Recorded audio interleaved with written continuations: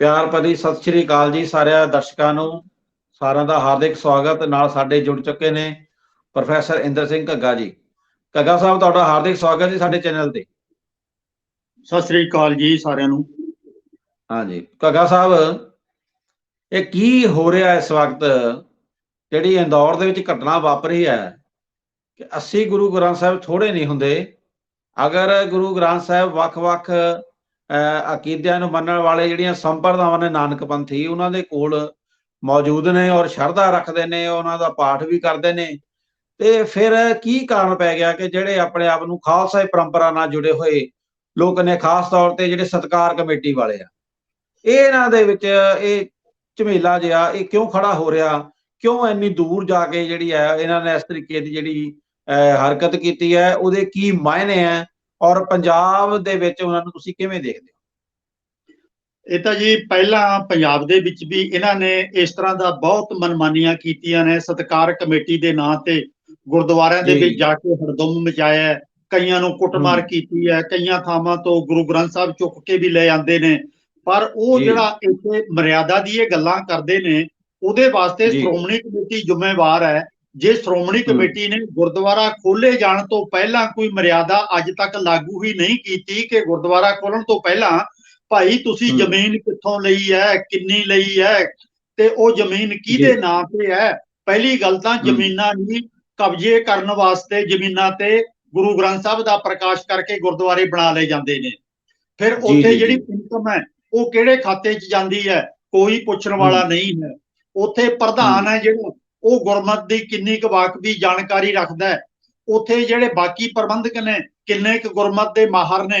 ਇੱਥੋਂ ਤੱਕ ਉੱਥੋਂ ਦੇ ਕਥਾਵਾਚਕ, ਉੱਥੋਂ ਦੇ ਕੀਰਤਨੀਏ, ਉੱਥੋਂ ਦੇ ਗ੍ਰੰਥੀ ਸਿੰਘ, ਸੇਵਾਦਾਰ, ਉਹ ਗੁਰਮਤਿ ਕਿੱਥੋਂ ਪੜ੍ਹ ਕੇ ਆਏ ਨੇ, ਫਿਰ ਉਹਨਾਂ ਨੂੰ ਤਨਖਾਹ ਕਿੰਨੀ ਦਿੱਤੀ ਜਾਂਦੀ ਹੈ, ਤੇ ਉਹਨਾਂ ਦੀ ਮਰਿਆਦਾ ਕੀ ਹੈ।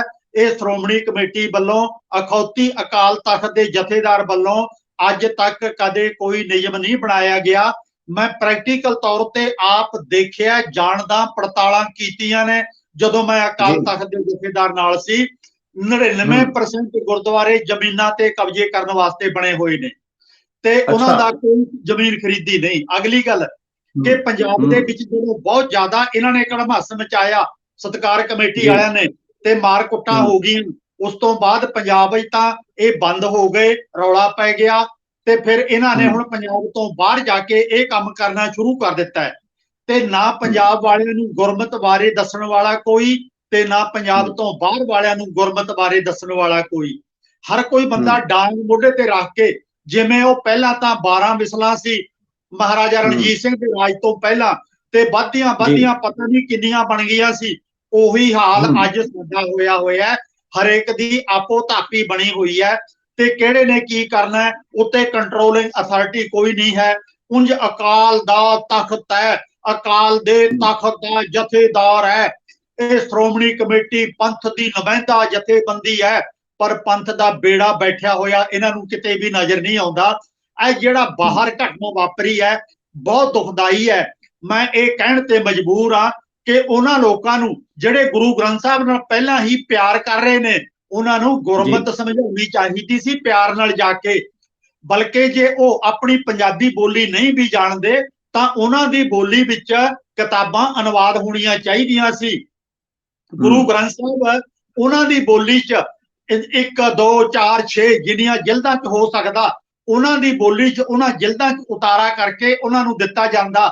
ਉਹਦੇ ਅਰਥ ਸਮਝਾਉਣ ਵਾਲਾ ਕੋਈ ਉੱਥੇ ਵਿਦਵਾਨ ਪੁਰਖ ਹੁੰਦੇ ਤੇ ਉਹਨਾਂ ਨੂੰ ਸਾਰੀਆਂ ਗੱਲਾਂ ਰਾਹ ਪਾਉਂਦੇ।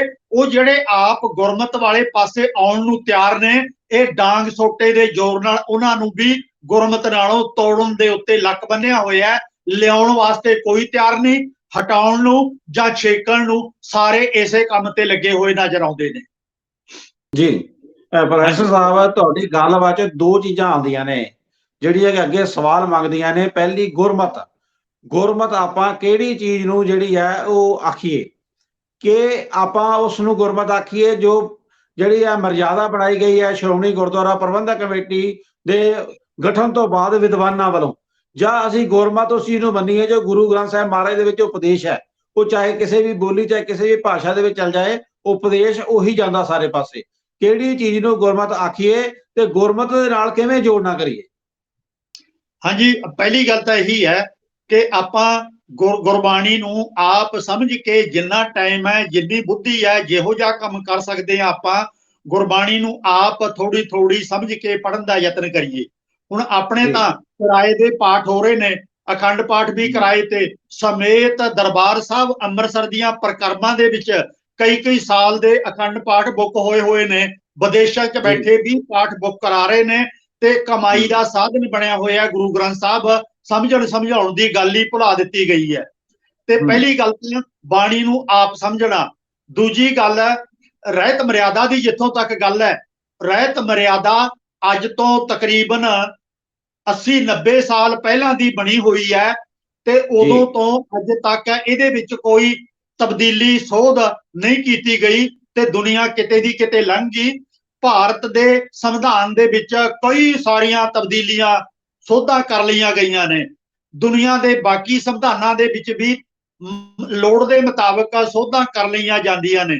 ਪਰ ਸਾਡੇ ਤਾਂ ਇੱਕ ਸਧਾਰਨ ਜੀ, ਪਹਿਲਾਂ ਜਦੋਂ ਰਹਿਤ ਮਰਿਆਦਾ ਬਣੀ ਹੈ, ਬਣਾਉਣ ਤੇ ਹੀ 14 ਸਾਲ ਲਾ ਦਿੱਤੇ ਗਏ ਜੀ। ਉਪਰੰਤ ਅੱਜ ਤੱਕ ਉਹ 90 ਸਾਲ ਤੋਂ ਉਹੀ ਚੱਲਦੀ ਆ ਰਹੀ ਹੈ ਤੇ ਮੁੜ ਕੇ ਉਹਦੇ ਵਿੱਚ ਸੋਧ ਕੋਈ ਨਹੀਂ ਕਰਨੀ। ਅੱਜ ਫਿਰ ਇੱਥੇ ਮੁੜ ਕੇ ਗੱਲ ਆਉਂਦੀ ਹੈ ਉਹ ਰਹਿਤ ਮਰਿਆਦਾ ਜਿਹੜੀ ਅੱਜ ਬਹੁਤ ਕੋਈ ਸਾਡੇ ਤੇ ਕੱਟੜਤਾ ਦੇ ਢੰਗ ਨਾਲ ਲਾਗੂ ਕਰਦੀ ਹੈ, ਉਹਦੀ ਥਾਂ ਤੇ ਅਸੀਂ ਗੁਰਬਾਣੀ ਅਨੁਸਾਰ ਆਪਣਾ ਜੀਵਨ ਬਤੀਤ ਕਰੀਏ। ਖਾਸ ਕਰਕੇ ਪੰਜਾਬ ਤੋਂ ਬਾਹਰ ਵਾਲੇ ਜਿਹੜੇ ਸਿਗਲੀ ਗਿਰ ਨੇ ਜਾਂ ਜਿਹੜੇ ਸਾਡੇ ਸਹਿਜਧਾਰੀ ਸਿੱਖ ਨੇ ਜਾਂ ਸਿੰਧੀ ਭਾਈ ਨੇ, ਉਹ ਆਪਣੀ ਮਰਜ਼ੀ ਦੇ ਮੁਤਾਬਕ ਉਹਨਾਂ ਨੂੰ ਖੁੱਲ੍ਹ ਹੋਵੇ ਵੀ ਤੁਸੀਂ ਗੁਰਬਾਣੀ ਪੜ੍ਹੋ, ਵਿਚਾਰੋ ਤੇ ਇਹਦੇ ਅਨੁਸਾਰ ਜਿੰਨਾ ਹੋ ਸਕੇ ਜੀਵਨ ਬਤੀਤ ਕਰੋ। ਮੈਂ ਇੱਕ ਉਦਾਹਰਣ ਦੇਵਾਂਗਾ, ਫਿਰ ਤੁਸੀਂ ਆਪਣਾ ਸਵਾਲ ਕਰਿਓ। ਮੈਂ ਮਲੇਰਕੋਟਲੇ ਮੁਸਲਮਾਨ ਭਾਈਆਂ ਕੋਲੇ ਕਈ ਸਾਲ ਪਹਿਲਾਂ ਬੋਲਣ ਵਾਸਤੇ ਚਲਾ ਗਿਆ ਵੱਡੇ ਇਕੱਠ 'ਚ। ਮੇਰੇ ਵਿਚਾਰ ਉਹਨਾਂ ਨੂੰ ਪਸੰਦ ਆ ਗਏ। ਜਦੋਂ ਸਾਰਾ ਕੁਝ ਮੈਂ ਆਪਣਾ ਲੈਕਚਰ ਉਹਨਾਂ ਦੇ ਸਾਹਮਣੇ ਰੱਖ ਲਏ, ਸਵਾਲ ਜਵਾਬ ਹੋ ਗਏ, ਤਾਂ ਉਹਨਾਂ ਨੇ ਆਉਣ ਲੱਗੇ ਮੈਨੂੰ ਹੋਰ ਕਿਤਾਬਾਂ ਦੇ ਨਾਲ ਆਪਣੀ ਧਰਮ ਪੁਸਤਕ ਕੁਰਾਨ ਮੈਨੂੰ ਦੇ ਕੇ ਸਨਮਾਨਿਤ ਕੀਤਾ। ਮੈਂ ਉਹਨਾਂ ਨੂੰ ਪੁੱਛਿਆ ਕਿ ਇਹਦੀ ਕੋਈ ਮਰਿਆਦਾ ਹੋਵੇ ਤੇ ਇਹਦੇ ਵਿੱਚ ਕੋਈ ਮੇਰੇ ਤੋਂ ਇਹਦੀ ਸਾਂਭ ਸੰਭਾਲ ਦੇ ਵਿੱਚ ਗਲਤੀ ਨਾ ਹੋ ਜੇ। ਕਹਿਣ ਲੱਗੇ ਜੀ ਇਹ ਕੋਈ ਇਹਦੀ ਬੇਅਦਬੀ ਨਹੀਂ ਹੁੰਦੀ, ਕੋਈ ਗਲਤੀ ਵਾਲੀ ਗੱਲ ਨਹੀਂ, ਤੁਸੀਂ ਇਹ ਪੋਥੀ ਕੁਰਾਨ ਲੈ ਜਾਵੋ, ਜਦੋਂ ਟਾਈਮ ਲੱਗੇ ਪੜ੍ਹ ਲਿਓ, ਕੋਈ ਪੀੜਾ ਰੱਖਣ ਦੀ, ਕੋਈ ਚਾਨਣੀ ਚੌਰ ਦੀ ਕੋਈ ਜ਼ਰੂਰਤ ਨਹੀਂ ਹੈ। ਜਿਹੜੇ ਮੁਸਲਮਾਨ ਦੁਨੀਆ ਦੇ ਵਿੱਚ ਇੱਕ ਬਹੁਤ ਵੱਡਾ ਧਰਮ ਦੇ ਤੌਰ ਤੇ ਜਾਣੇ ਜਾਂਦੇ ਨੇ, ਦੂਜੇ ਨੰਬਰ ਤੇ ਨੇ ਦੁਨੀਆ ਦੇ ਵਿੱਚ, ਉਹਨਾਂ ਮੁਸਲਮਾਨ ਭਰਾਵਾਂ ਨੇ ਵੀ ਕੁਰਾਨ ਨੂੰ ਮੇਰੇ ਵਰਗੇ ਬੰਦੇ ਨੂੰ ਵੀ ਦੇ ਦਿੱਤਾ ਕਿ ਤੁਸੀਂ ਇਹਨੂੰ ਜਿੰਨਾ ਹੋ ਸਕੇ ਪੜ੍ਹਿਓ। ਹੋਰ ਕੋਈ ਮਰਿਆਦਾ ਦੀ ਗੱਲ ਨਹੀਂ, ਤੁਸੀਂ ਆਪ ਹੀ ਸਾਂਭ ਸੰਭਾਲ ਜਿਵੇਂ ਕਰ ਸਕਦੇ ਹੋ ਕਰ ਲੈਣੀ। ਉਹ ਤਾਂ ਇੱਥੋਂ ਤੱਕ ਵੀ ਸਮਝਦੇ ਨੇ ਕਿ ਇਸ ਤਰ੍ਹਾਂ ਕੋਈ ਬੇਅਦਬੀ ਨਹੀਂ ਹੁੰਦੀ। ਅਸੀਂ ਨਿੱਕੀਆਂ ਨਿੱਕੀਆਂ ਗੱਲਾਂ ਤੇ ਬੇਅਦਬੀ ਦਾ ਸ਼ੋਰ ਮਚਾ ਕੇ ਕਿਸੇ ਨੂੰ ਅਪਮਾਨਿਤ ਕਰਨਾ, ਕਿਸੇ ਨਾਲ ਕੁੱਟਮਾਰ ਕਰਨੀ ਜਾਂ ਗੁਰੂ ਗ੍ਰੰਥ ਸਾਹਿਬ ਚੁੱਕ ਲੈਣੇ, ਇਹ ਬਹੁਤ ਵੱਡਾ ਅਪਰਾਧ ਕਰ ਰਹੇ ਹਾਂ। ਅਸੀਂ ਆਪਣੇ ਧਰਮ ਦਾ ਆਪ ਨੁਕਸਾਨ ਕਰ ਰਹੇ ਹਾਂ। ਤੇ ਅੱਜ ਤਾਂ ਮੋਬਾਈਲਾਂ ਦੇ ਵਿੱਚ ਗੁਰੂ ਗ੍ਰੰਥ ਸਾਹਿਬ ਪੈ ਚੁੱਕਿਆ ਹੈ, ਕੰਪਿਊਟਰਾਂ 'ਚ ਗੁਰੂ ਗ੍ਰੰਥ ਸਾਹਿਬ ਪੈ ਚੁੱਕਿਆ ਹੈ, ਪੈਨ ਡਰਾਈਵ 'ਚ ਪੈ ਚੁੱਕਿਆ ਹੈ ਤੇ ਸੀਡੀਆਂ 'ਚ ਪੈ ਚੁੱਕਿਆ ਹੈ, ਇੰਟਰਨੈਟ ਤੇ ਪੈ ਚੁੱਕਿਆ ਹੋਇਆ ਹੈ। ਇਹਨਾਂ ਨੂੰ ਇੰਨੀ ਅਕਲ ਨਹੀਂ ਆਈ। ਜਿਹੜਾ ਗੁਰੂ ਗ੍ਰੰਥ ਸਾਹਿਬ ਤਾਂ ਫਿਰ ਸਾਰੇ ਸੋਸ਼ਲ ਮੀਡੀਆ ਤੋਂ ਕਢਾ ਦਿਓ। ਜਿਹੜੇ ਲੋਕ ਆਪੋ ਆਪਣੇ ਘਰਾਂ 'ਚ ਬੈਠ ਕੇ ਮੋਬਾਈਲਾਂ ਦੇ ਰਾਹੀਂ ਗੁਰਬਾਣੀ ਪੜ੍ਹਦੇ ਆ, ਫਿਰ ਉਹ ਵੀ ਪੜ੍ਹਨੀ ਬੰਦ ਕਰ ਜਾਣਗੇ। ਜਿਹੋ ਜਿਹੇ ਡਾਂਗ ਸੋਟੇ ਵਾਲੇ ਇਹ ਭਾਈ ਤੁਰੇ ਫਿਰਦੇ ਨੇ, ਫਿਰ ਆਪਾਂ ਸਾਰੇ ਏਦਾਂ ਦੇ ਬਣ ਜਾਵਾਂਗੇ। ਇਹਨਾਂ ਦਾ ਇਹੋ ਹੀ ਲੱਗਦਾ ਟੀਚਾ ਮਿੱਥਿਆ ਹੋਇਆ ਕਿ ਅਸੀਂ ਪੜ੍ਹਾਈ ਲਿਖਾਈ ਨੇੜੇ ਨਹੀਂ ਆਉਣ ਦੇਣੀ ਕਿਸੇ ਦੀ। ਜੀ ਜੀ, ਤੁਹਾਡੀ ਗੱਲਬਾਤ ਦੇ ਵਿੱਚ ਪ੍ਰੋਫੈਸਰ ਸਾਹਿਬ ਵੱਡੇ ਹੀ ਸਵਾਲ ਨਿਕਲਦੇ ਜਾ ਰਹੇ ਨੇ। ਜਿਵੇਂ ਤੁਸੀਂ ਇਹ ਦੱਸਿਆ ਕਿ ਗੁਰਬਾਣੀ ਜਿਹੜੀ ਹੈ ਉਹ ਤਾਂ ਸੋਸ਼ਲ ਮੀਡੀਆ ਦੇ ਉੱਤੇ ਵੀ ਆ ਚੁੱਕੀ ਹੈ। ਹੁਣ ਸਵਾਲ ਇਹ ਹੈ ਕਿ ਜਿਹੜੀ ਮਰਜ਼ਾਦਾ ਦੀ ਗੱਲ ਹੋ ਰਹੀ ਹੈ, ਪਹਿਲਾਂ ਤਾਂ ਆਪਾਂ ਇਹ ਚੀਜ਼ ਦੇ ਉੱਤੇ ਸਾਨੂੰ ਦੱਸਿਓ ਜਰਾ। ਜਿਵੇਂ ਤੁਸੀਂ ਕੁਰਾਨ ਦੀ ਹੁਣ ਮਿਸਾਲ ਦਿੱਤੀ ਹੈ, ਇਸ ਤਰ੍ਹਾਂ ਬਾਈਬਲ ਦੀ ਮਿਸਾਲ ਵੀ ਹੈ। ਉਹਨਾਂ ਨੇ ਵੀ ਕਦੇ ਨਹੀਂ ਕਿਹਾ ਜੀ ਸਾਡੇ ਜਿਹੜਾ ਗ੍ਰੰਥ ਹੈ ਉਹਦੀ ਕੋਈ ਬੇਅਦਬੀ ਹੋ ਗਈ ਹੈ, ਤੇ ਨਾ ਹੀ ਹਿੰਦੂ ਧਰਮ ਦੇ ਵਿੱਚ ਕਦੇ ਉਹਨਾਂ ਨੇ ਗੱਲ ਕਹੀ ਵੀ ਸਾਡੀ ਗੀਤਾ ਦੀ ਜਾਂ ਕਿਸੇ ਸਾਡੇ ਜਿਹੜੇ ਰਾਮਾਇਣ ਹੈ ਉਹਦੀ ਕੋਈ ਬੇਅਦਬੀ ਜਿਹੜੀ ਹੈ ਇਸ ਤਰੀਕੇ ਦੀ ਹੋਈ ਹੈ। ਤੇ ਇਹ ਜਿਹੜੀ ਬੇਅਦਬੀ ਹੈ ਇਹ ਕਿਹੜੀ ਚੀਜ਼ ਤੋਂ ਪ੍ਰੇਰਿਤ ਨਜ਼ਰ ਆ ਰਹੀ ਹੈ? ਕਿਉਂਕਿ ਹੁਣ ਤੱਕ ਤਾਂ ਇਸਲਾਮ ਦੇ ਵਿੱਚ ਕੁਰਾਨ ਦੇ ਉੱਤੇ ਨਹੀਂ ਹੈ, ਸਗੋਂ ਉਹਨਾਂ ਦੀ ਈਸ਼ ਨਿੰਦਾ ਦੀ ਗੱਲ ਕਰਦੇ ਨੇ ਉਹ। ਤੇ ਇਹ ਕਿੱਥੋਂ ਪ੍ਰੇਰਨਾ ਮਿਲਦੀ ਹੈ ਔਰ ਇਹ ਬੇਅਦਬੀ ਕਿਵੇਂ ਘੁਸਪੈਠ ਕਰ ਗਈ ਸਿੱਖੀਜ਼ਮ ਚ? ਇੱਥੇ ਜੀ ਮੈਂ ਇੱਕ 1994 ਦੀ ਘਟਨਾ ਤੁਹਾਨੂੰ, ਜਿਹੜਾ ਸ਼੍ਰੋਮਣੀ ਕਮੇਟੀ ਦਾ ਬਜਟ ਇਜਲਾਸ ਚੱਲਦਾ ਹੈ 1994 ਦੇ ਵਿੱਚ ਮੈਂ ਉੱਥੇ ਹਾਜ਼ਰ ਸੀ ਆਪ। ਉਦੋਂ ਹਾਲਾਂਕਿ ਕੰਪਿਊਟਰ ਪੰਜਾਬ ਦੇ ਵਿੱਚ ਬਹੁਤ ਘੱਟ ਆਏ ਸੀ, ਕਿਸੇ ਕਿਸੇ ਅਗਾਂਹ ਵਧੂ ਬੰਦੇ ਕੋਲੇ ਸੀ, ਆਮ ਕੋਲੇ ਕੰਪਿਊਟਰ ਨਹੀਂ ਸੀ 94 ਦੇ ਵਿੱਚ। ਤਾਂ ਉੱਥੇ ਆਸਟ੍ਰੇਲੀਆ ਤੋਂ ਇੱਕ ਸਿੱਖ ਭਾਈ ਬਲਵੰਤ ਸਿੰਘ ਆ ਗਿਆ ਤੇ ਉਹਨੇ ਇਜਾਜ਼ਤ ਲੈ ਕੇ ਅਕਾਲ ਤਖਤ ਦੇ ਜਥੇਦਾਰ ਭਾਈ ਮਨਜੀਤ ਸਿੰਘ ਤੋਂ ਉਹਨੇ ਇਹ ਇਜਾਜ਼ਤ ਲੈ ਕੇ ਦੱਸਿਆ ਕਿ ਇਸ ਕੰਪਿਊਟਰ ਦੇ ਵਿੱਚ ਕਿੰਨਾ ਕੁਝ ਹੈ, ਉਹਦੀਆਂ ਖੂਬੀਆਂ ਗਿਣਾਈਆਂ। ਸ਼੍ਰੋਮਣੀ ਕਮੇਟੀ ਦੇ ਸਾਰੇ ਮੈਂਬਰ, ਹੋਰ ਸੰਗਤ ਅਤੇ ਵੱਡੇ ਪੱਤਰਕਾਰ, ਉਹ ਵੱਡੇ ਇਕੱਠ ਦੇ ਵਿੱਚ ਉਹਨੇ ਸਾਰਾ ਕੁਝ ਕੰਪਿਊਟਰ ਦੀਆਂ ਖੂਬੀਆਂ ਗਿਣਾਈਆਂ ਤੇ ਉਹਨੇ ਅੱਗੇ ਚਲਦਿਆਂ ਇਹ ਕਹਿ ਦਿੱਤਾ ਕਿ ਇਹ ਕੰਪਿਊਟਰ ਭਾਈ ਦੇ ਵਿੱਚ ਗੁਰੂ ਗ੍ਰੰਥ ਸਾਹਿਬ ਸਾਰਾ ਮੈਂ ਫੀਡ ਕੀਤਾ ਹੋਇਆ ਹੈ ਤੇ ਇਹ ਇੰਨੀ ਤੇਜ਼ੀ ਨਾਲ ਇਉਂ ਕਰ ਸਕਦਾ ਹੈ, ਇਹਦੀਆਂ ਲਗਾ ਮਾਤਰਾ ਸੈੱਟ ਕੀਤੀਆਂ ਜਾ ਸਕਦੀਆਂ ਨੇ, ਆਹ ਬਾਣੀ ਇੱਥੇ ਆ ਇੱਥੇ ਆ, ਝਟਪਟ ਪੰਨਾ ਲੱਭਿਆ ਜਾ ਸਕਦਾ ਹੈ। ਤੇ ਉਹ ਤੋਂ ਕਿਤੇ ਹਾਸੇ ਦੇ ਵਿੱਚ ਕਹਿ ਹੋ ਗਿਆ, ਪਰ ਉਹਨੂੰ ਇਹ ਨਹੀਂ ਚੇਤਾ ਸੀ ਕਿ ਇੱਥੋਂ ਦੇ ਲੋਕਾਂ ਦਾ ਮਾਨਸਿਕ ਪੱਧਰ ਹਾਲੀ ਬਹੁਤ ਛੋਟਾ ਹੈ। ਉਹਨੇ ਹਾਸੇ 'ਚ ਕਹਿ ਦਿੱਤਾ, ਕਹਿੰਦਾ ਮੈਂ ਬੇਨਤੀ ਕਰਨੀ ਚਾਹੁੰਦਾ ਕਿ ਇਹ ਭਾਈ ਆ ਜਿਹੜਾ ਜੇ ਇਹਦਾ ਬਟਨ ਦੱਬਦੀ ਏ ਤਾਂ 1.5-2 ਮਿੰਟਾਂ ਦੇ ਵਿੱਚ ਸਾਰਾ ਅਖੰਡ ਪਾਠ ਕਰ ਦਿੰਦਾ ਹੈ ਤੇ ਤੁਹਾਡੇ ਵਾਲੇ ਇੱਥੇ ਅਖੰਡ ਪਾਠ ਜਿਹੜੇ 50-50 ਘੰਟਿਆਂ 'ਚ ਹੁੰਦੇ ਨੇ, ਹੁਣ ਉਹਨਾਂ ਦੀ ਲੋੜ ਨਹੀਂ ਹੈ ਇਹਦੇ ਵਿੱਚ ਬਟਨ, ਕਿਉਂਕਿ ਉੱਥੇ ਕਿਹੜਾ ਪਾਠ ਸੁਣਦਾ ਕੋਈ, ਜਿਹੜੇ ਲੋਕੀ ਕਰਵਾਉਂਦੇ ਨੇ ਇਹਦੇ ਵਿੱਚ ਵੀ ਤੁਸੀਂ ਕਹਿ ਦਿਓ ਲੈ ਭਾਈ ਉਡੀਕ ਕਰਨ ਦੀ ਲੋੜ ਨਹੀਂ ਹੈ, ਪੈਸੇ ਜਮ੍ਹਾਂ ਕਰਾ ਤੇ ਬਟਨ ਦੱਬਿਆ, 1.5-2 ਮਿੰਟਾਂ ਦੇ ਵਿੱਚ ਅਖੰਡ ਪਾਠ ਤੇਰਾ ਹੋ ਗਿਆ, ਅਰਦਾਸ ਕਰਕੇ ਤੈਨੂੰ ਰਸੀਦ ਅਸੀਂ ਦੇ ਦਿੰਨੇ ਆ। ਜਦੋਂ ਉਹਨੇ ਇਹ ਗੱਲ ਕਹਿ ਦਿੱਤੀ ਵੀ 1.5 ਮਿੰਟ 'ਚ 2 ਮਿੰਟਾਂ 'ਚ ਅਖੰਡ ਪਾਠ ਹੋ ਜਾਂਦਾ ਹੈ, ਉੱਥੇ ਹਾਹਾਕਾਰ ਮਚ ਗਈ। ਸ਼੍ਰੋਮਣੀ ਕਮੇਟੀ ਦੇ ਮੈਂਬਰਾਂ ਨੇ ਉਹਨੂੰ ਗੰਦ ਬਕਣਾ ਸ਼ੁਰੂ ਕਰ ਦਿੱਤਾ, ਗਾਲੀ ਗਲੋਚ ਕੀਤਾ, ਅਪਮਾਨਿਤ ਕੀਤਾ। ਜਥੇਦਾਰ ਨੇ ਵਿਚਾਲੇ ਪੈ ਕੇ ਝਗੜਾ ਬੰਦ ਕਰਾਉਣ ਦਾ ਯਤਨ ਕੀਤਾ। ਅੰਤ ਨੂੰ ਉਹਨੇ ਵਿਚਾਰੇ ਨੇ ਹੱਥ ਜੋੜ ਕੇ ਬਲਵੰਤ ਸਿੰਘ ਨੇ ਸਾਰਿਆਂ ਤੋਂ ਮਾਫੀ ਮੰਗੀ, ਜੀ ਮੇਰੇ ਤੋਂ ਗਲਤੀ ਹੋ ਗਈ, ਮੈਨੂੰ ਮਾਫ ਕਰ ਦਿਓ, ਗੱਲ ਅਧੂਰੀ ਛੱਡ ਕੇ ਵਾਪਸ ਚਲਾ ਗਿਆ। ਸਾਡੇ ਤਾਂ ਸ਼੍ਰੋਮਣੀ ਕਮੇਟੀ ਦੇ ਮੈਂਬਰ ਅਤੇ ਹੋਰ ਵੱਡੇ ਆਖੇ ਜਾਂਦੇ ਵਿਦਵਾਨ, ਉਹਨਾਂ ਨੇ ਵੀ 1994 ਚ ਮੇਰੇ ਸਾਹਮਣੇ ਇਹ ਸਾਰਾ ਕੁਝ ਸ਼੍ਰੋਮਣੀ ਕਮੇਟੀ ਦੇ ਬਜਟ ਇਜਲਾਸ ਦੇ ਵਿੱਚ ਕੀਤਾ। ਅਸੀਂ ਵਿਦਿਆ ਨੂੰ, ਗਿਆਨ ਨੂੰ, ਗੁਰਬਾਣੀ ਨੂੰ ਜਿਹੜਾ ਥਾਂ ਥਾਂ ਤੇ ਫੈਲਦੀ ਬਰਦਾਸ਼ਤ ਨਹੀਂ ਕਰਦੇ, ਕਿਉਂਕਿ ਫਿਰ ਜਿਹੜੀਆਂ ਦੁਕਾਨਾਂ ਗੁਰੂ ਗ੍ਰੰਥ ਸਾਹਿਬ ਦੇ ਨਾਮ ਤੇ ਖੁੱਲੀਆਂ ਨੇ, ਪੈਸਾ ਕਮਾਉਣ ਵਾਸਤੇ ਗੁਰੂ ਗ੍ਰੰਥ ਸਾਹਿਬ ਨੂੰ ਵਰਤਿਆ ਜਾ ਰਿਹਾ ਹੈ। ਜੇ ਕਿਤੇ ਆਪੋ ਆਪ ਪਾਠ ਲੋਕੀ ਕਰਨ ਲੱਗ ਪਏ, ਮੋਬਾਈਲਾਂ ਚੋਂ ਜਾਂ ਸੀਡੀਆਂ ਤੋਂ, ਪੈਨ ਡਰਾਈਵਾਂ ਚੋਂ ਆਪ ਕਰਨ ਲੱਗ ਪਏ, ਤੇ ਫਿਰ ਇਹਨਾਂ ਦੀ ਗੁਰਦੁਆਰਿਆਂ ਦੇ ਵਿੱਚ ਇਨਕਮ ਨਹੀਂ ਆਉਣੀ, ਉੱਥੇ ਬੈਠਿਆਂ ਨੂੰ ਪੈਸਾ ਨਹੀਂ ਮਿਲਣਾ, ਤੇ ਇਹ ਮਰਿਆਦਾ ਦੇ ਨਾਮ ਤੇ ਇਹ ਲੋਕਾਂ ਨੂੰ ਇਸ ਤਰ੍ਹਾਂ ਦੀਆਂ ਬੰਦਸ਼ਾਂ ਲਾ ਰਹੇ ਨੇ ਜਿਹੜੀ ਕਿ ਨਾ ਕਾਬਲੇ ਬਰਦਾਸ਼ਤ ਹੈ। ਪ੍ਰੋਫੈਸਰ ਸਾਹਿਬ, ਜਦੋਂ ਇਹ ਇੰਦੌਰ ਦੇ ਵਿੱਚ ਘਟਨਾ ਵਾਪਰਦੀ ਹੈ ਤੇ ਇਸ ਦੌਰਾਨ ਸੋਸ਼ਲ ਮੀਡੀਆ ਦੇ ਉੱਤੇ ਵੀ ਕਈ ਤਰ੍ਹਾਂ ਦੇ ਸਵਾਲ ਵੀ ਆ ਰਹੇ ਨੇ। ਇੱਕ ਹਵਾਲਾ ਆ ਰਿਹਾ ਸਵਾਮੀ, ਮੈਂ ਕਿਹਾ ਦਇਆਨੰਦ ਜੀ ਜਾਂ ਕਿਸੇ ਦਾ ਹਵਾਲਾ ਸੀਗਾ, ਤੇ ਉਹਦੇ ਹਵਾਲੇ ਨਾਲ ਉਹ ਗੱਲ ਕਰ ਰਹੇ ਸੀ, ਆਰੀਆ ਸਮਾਜ ਦੇ ਸੀ ਜਿਹੜੇ ਸਵਾਮੀ ਜੀ, ਉਹਨਾਂ ਨੇ ਗੱਲ ਕਹੀ ਸੀ ਵੀ ਅਗਰ ਗੁਰੂ ਗ੍ਰੰਥ ਸਾਹਿਬ ਦੀ ਗੱਲ ਹੁੰਦੀ ਹੈ ਤੇ ਉਹ ਕਹਿੰਦੇ ਜੇ ਗੁਰੂ ਗ੍ਰੰਥ ਸਾਹਿਬ ਦਾ ਜਿਹੜਾ ਸਰੂਪ ਹੈ, ਜਿਹੜੇ ਪੇਪਰ ਦੇ ਉੱਤੇ ਲਿਖਿਆ ਗਿਆ, ਉਹ ਜਿਲਦ ਲੱਗੀ ਹੋਈ ਹੈ, ਜੇ ਤਾਂ ਉਹਨੂੰ ਤੁਸੀਂ ਗੁਰੂ ਮੰਨਦੇ ਹੋ ਤੇ ਫਿਰ ਤਾਂ ਉਹਦਾ ਤੇ ਮੂਰਤੀ ਪੂਜਾ ਦਾ ਸਾਨੂੰ ਜਿਹੜਾ ਉਹ ਸਮਝਾਓ ਕਿ ਕੀ ਫਰਕ ਆ, ਤੇ ਜੇ ਉਹਦਾ ਜਿਹੜਾ ਗਿਆਨ ਆ ਤੁਹਾਡਾ ਉਹ ਗੁਰੂ ਹੈ, ਤੇ ਫਿਰ ਸਵਾਲ ਇਹ ਪੈਦਾ ਹੋ ਜਾਂਦਾ ਵੀ ਜਿਹੜੀ ਉਹਦੀ ਬੇਅਦਬੀ ਆ ਫਿਰ ਉਹ ਕਿਵੇਂ ਹੁੰਦੀ ਆ। ਬੇਅਦਬੀ ਵਾਲੀ ਗੱਲ, ਮੇਰਾ ਸਵਾਲ ਉੱਥੇ ਖੜਾ ਕਿ ਬੇਅਦਬੀ ਵਾਲੀ ਗੱਲ ਜਿਹੜੀ ਆ ਉਹ ਕਿੱਥੋਂ ਆਉਂਦੀ ਆ ਤੇ ਇਹਨੂੰ ਇੰਨਾ ਜ਼ਿਆਦਾ ਪ੍ਰਚਾਰਿਤ ਕਿਉਂ ਕੀਤਾ ਜਾਂਦਾ, ਇਹਦੇ ਕੀ ਨਫੇ ਕੀ ਨੁਕਸਾਨ ਹੈ? ਇੱਥੇ ਜੀ ਸੋਚਣ ਵਾਲੀ ਗੱਲ ਤਾਂ ਇਹ ਸੀ, ਬੇਅਦਬੀ ਹੈ ਗੁਰੂ ਦਾ ਕਹਿਣਾ ਨਾ ਮੰਨਣਾ, ਹੁਕਮ ਨਾ ਮੰਨਣਾ।